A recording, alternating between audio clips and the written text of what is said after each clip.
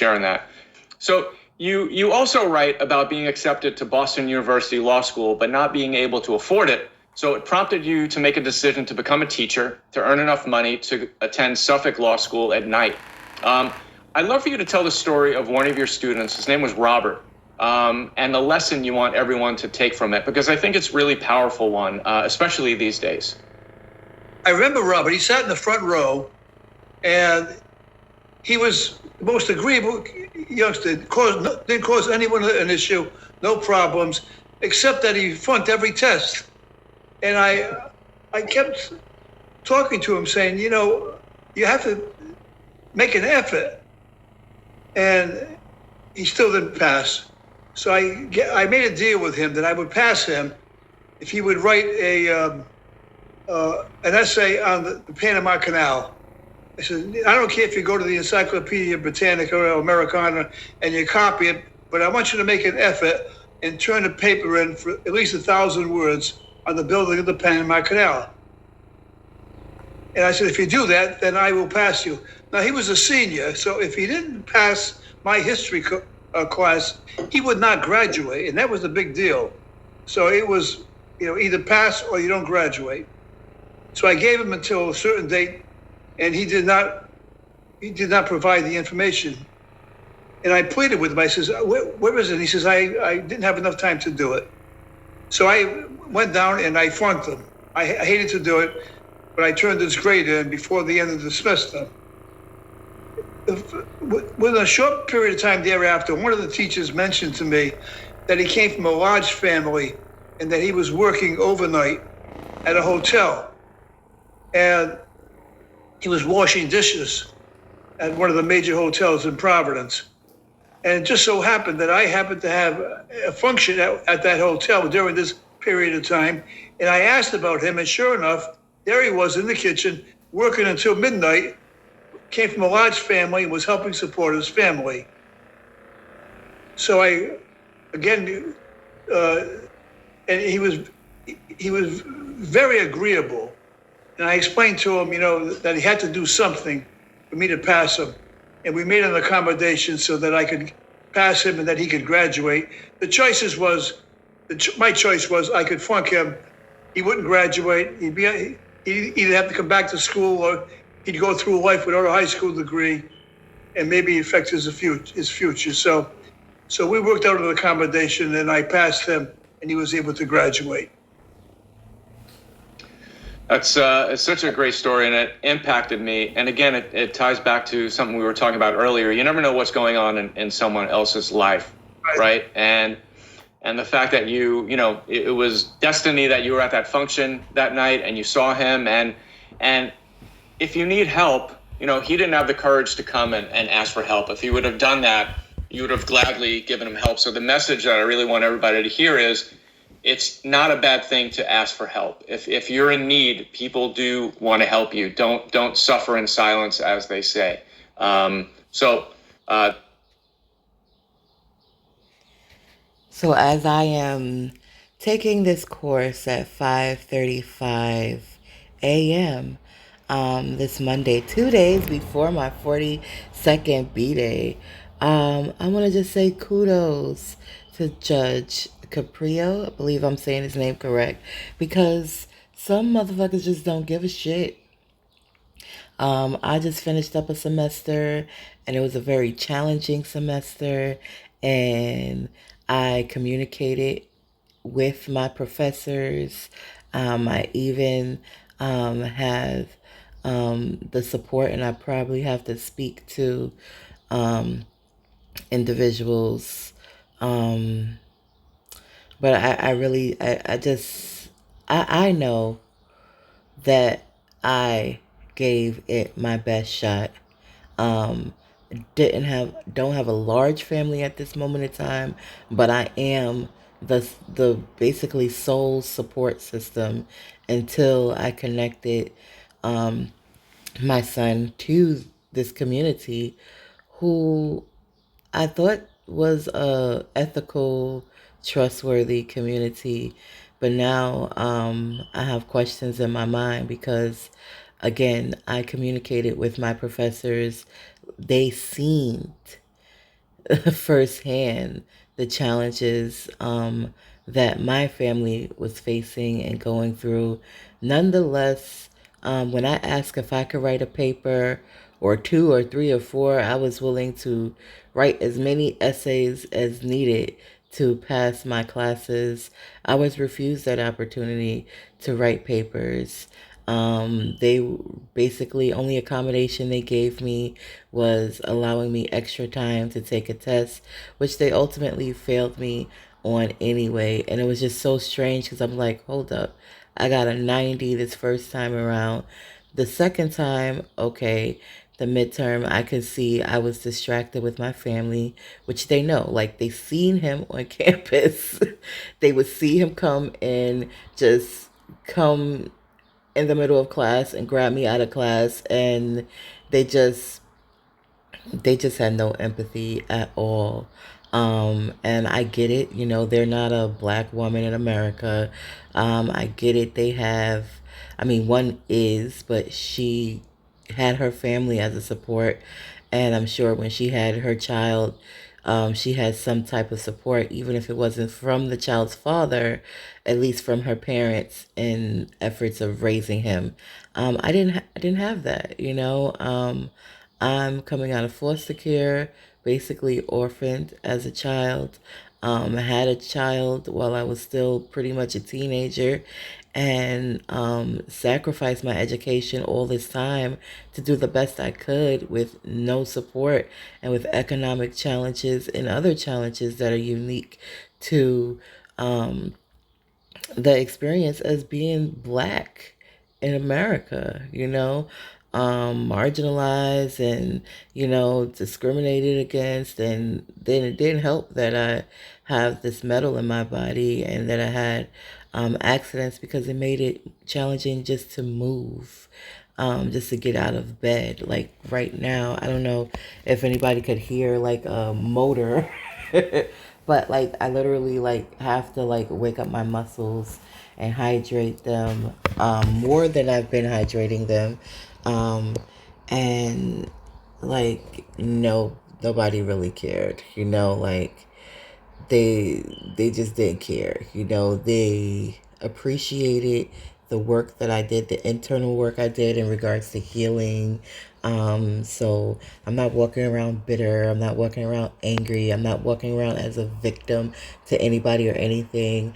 And they appreciate that. They appreciate it, my energy. A lot of people are like, oh, we love your energy. It's so wonderful. But I work at it. Like I get up and I do my meditations, I do my prayer, I do my internal work way before I step out of my door on a daily basis so that I am at my best. I uplift myself. I had to learn how to do that because people have proven to be people, undependable, unreliable, those are the people that and the professionals that I interacted with. When I communicated with them, I thought that they would care, but they didn't. They was concerned about a time. Oh, you're not here at 10 a.m. You're not trying. No, I am trying. I am trying and I am doing my best. Oh, well, you're late. So that shows me that you're not trying. You don't know the circumstances. And when I explained and opened up and shared the circumstances, they could care fucking less. They were too, because I'm not malnourished, bitter, angry. I'm not the typical person that's going through a challenge. It didn't click. It didn't click in their mind. In their mind, they're like, oh, look at this healthy, happy woman. She's always happy. She looks healthy. She looks well fed. She couldn't have any challenges at all. And even when I explained these challenges and basically asked for help, they didn't care. So kudos again to Caprio. And it's good to know that there are people that do care. And I will not deal with those professors again, because I have decided that I don't want to deal with them anymore. And I have a choice. I don't have to. So I'm moving forward, and I don't know how the new professors will be, but I know that I will always communicate if I need help. I'm not going to beg. I'm not going to appear to be what I'm not, because I am happy and I am healthy, but I do still have challenges. And it would have been wonderful if the individuals that I shared my personal information with would have actually taken it into consideration or had some empathy towards me, but they chose not to for whatever reasons, and that is their choice. However, I know that my behavior is my responsibility, and in a situation similar, that I look to have empathy for my students and for people who need me to express that for them. And somehow, some way, I'm still going forward because I have the graces and I have the power of the infinite source that is backing me up and supplying me everything. And some people will just be who they are, and that's where they will stay. But obviously, just the fact that I have this opportunity to be a member of the National Society of Leadership and Success and to get this extra training and extra support shows that I'm destined for greater things. So I'm continuing to go forward to my greatness, and I just wanted to share this on my channel today. And hopefully it encourages somebody who may have had similar experiences, who wasn't afraid to ask for help, but yet asked for help, and people looked at them and saw them to be so strong and so confident that they didn't feel like they needed help for real, so they didn't extend their help. And that's just one possibility. Who knows what the other possibilities of why people who could have offered help, could have made accommodations, refuse to make accommodations. It just is what it is. Keep on going, irregardless. I'm 42. I'm at a junior college right now. But because my education is important to me, not more important than my family now.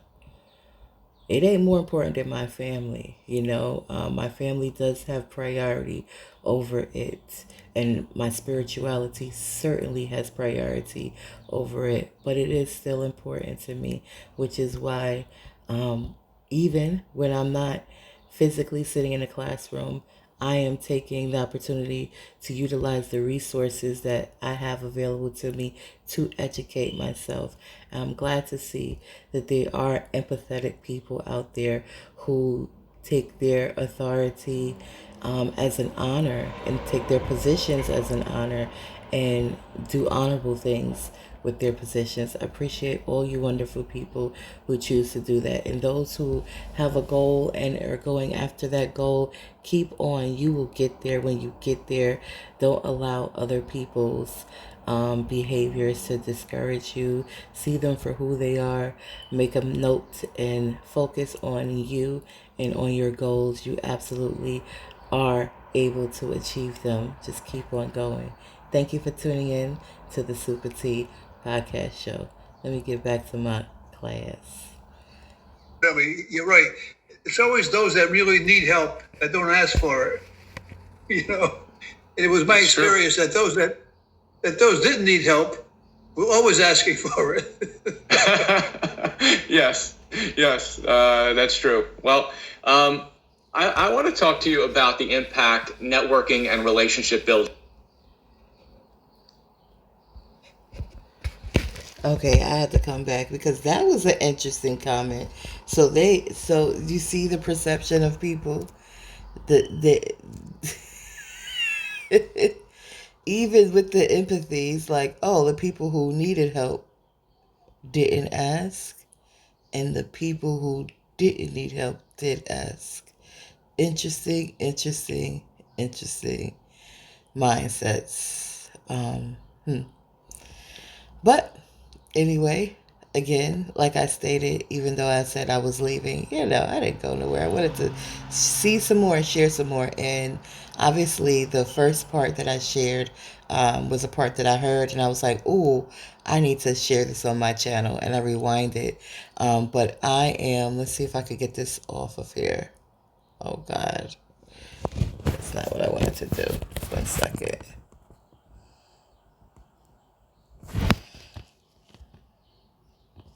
Hopefully, it goes back to where I was at.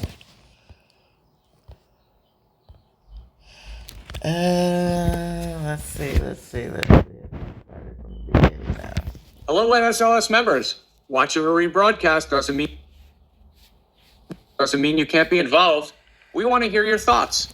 Share your favorite quotes from tonight's broadcast using hashtag the NSLS for your chance to win a $100 Amazon gift card. Trying to enjoy the broadcast. Show. If you're able to get excited about something and just really go for it, NSL. So what I was attempting to do was show the status, because the status shows not viewed, which means that I have not completed this full broadcast yet. But I did want to share the part that I had gotten up into what you've seen. But when I pressed that thing to get rid of that notification thing, it took me to another screen, and when I came back to where I was, it took me all the way to the beginning of the video again. So I have to start it again. It won't let me fast forward. It only allowed me to rewind when I was watching it the first time, and it will not count as a credit until I actually complete the whole 30, I think it's 33 minutes. 33 minutes. So it doesn't even show the time now right there. It's about like 33 minutes. But anyway, I'm going to get back to that. And yes, just be encouraged. And I'm just going to stop it here so that I can get this full broadcast. And I'm going to share this 15 minutes. Oh. I know there's something else for me to speak about. My manifestation journal, my ebook. The link is in the descriptions. Go into the descriptions, grab you an ebook. It would be awesome. It would be amazing. It's an ebook on manifestation, gives you pointers and information and skills and tools that you can utilize so that you are able to create a life that you love for yourself. It is very good tools. So I'm not gonna look or sound like the other people that talk about law of attraction. But what I can tell you is me coming into that knowledge, me coming into that information and applying the things that I learned is a lot of why I am my happiest and healthiest self that I have been. And even though there is still room for improvement, and I am utilizing that room to improve, and taking the time and resting and making sure that I'm hydrated, which is, these are tasks. These are not, these are tasks, man. These are tasks. Even with all of that, it's still work. It's still work. But you working on you is one of the best projects you'll ever do, and it's a consistent one. It's a lifetime project. You never stop unless you choose to stop. But I love this new me, and I'm continuing to work and improve and be better and better and better. So even though I have challenges, everybody does. My challenges just fortify me and show me how freaking fantastic I am. Because the fact that I have not given up, the fact that even though I will take an alternative route now in a second. See, give me a fork in the road, baby, and I'm going to check it out. I'd rather go down a road unknown and possibly come across some amazing, astounding things than continue going around in circles, okay? So once a person shows me who they are, and that does not align with me, whatever they are, whatever position they have, I'm out of the motherfucking way. Cute. I'm out of the way. There's billions of people on this planet. Why would I take so much time um, with individuals who show me who the freak they are? They show me, hey, I don't got no empathy, hey, or I don't got the time, or I don't care. Well, that's not the people I want to be around. Or um, I have my own personal agenda. You gotta abide by my agenda in order to get whatever you want. I know. Those are not the characteristics that I respect. Those are not the characteristics that I have to deal with. I just don't have to deal with you. There are so many other people. So um, that's what I do. I get up out of there. Oh, you don't want me here? Do you gotta tell me twice? And I be like, no, it's not that. It's just that. Da, da, da, da, da, da. And they speak to me as if I'm a freaking 2-year-old. I'm the same age as one of these people. Okay, I just have to vent a little bit. And then the other person, again, okay, you're black, you're a woman in America, but you had your wonderful mama and papa and auntie and cousin and brother and all this support. You didn't get to where you are by yourself, ma'am. So the fact that I'm here, smiling, happy, healthy, taking care of me, doing the best I can, raising my child who's now a man, do you know the challenges? You have absolutely no mind because you probably look down upon people who were of a lower class and a lower income and figure, oh, well, they just don't want to do nothing. They're just lazy. They just this, they just that. No, ma'am. I had a job from the age of 14. This is the longest time that I have went without having a job. The longest, and it's only been maybe a year or two, maybe 2 years. No, a year, because I worked last year. Um, and technically, I did do work study, so I worked this year. You know what I mean? But the point is they don't know that. They don't know that. They don't know that. They don't care to know that.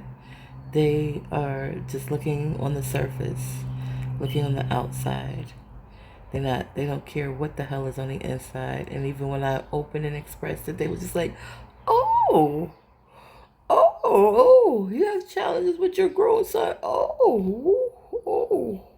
don't understand.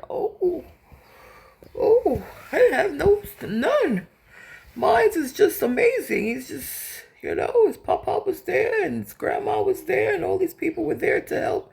Yeah, if you have all those people there to help and be supportive, of course, you do what you gotta do, you will get further. But when you don't have that, guess what? It takes a little bit longer, but you still get there. So for those who may not have that, know that you can still get there. And what I'm learning, even though it's very challenging to trust people for me, is that you can build a community, and that's going to take time as well. But it is possible, and the earlier you start, the better. But of course, you have to be actually stabilized to do that, because how do you build a community if you don't have housing? And you don't know where you're gonna stay, and you're in a shelter, and then you're here, and then you're there, and then you're da da da da. Yeah, my motherfucking success is freaking phenomenal. It's freaking phenomenal, and it is helping and inspiring millions. So let me get back to feeding my great mind, and then I can feed this great body. And continue to love and continue to shine, baby. Because guess what? It's only a matter of time for my bank account catches up with me. Okay?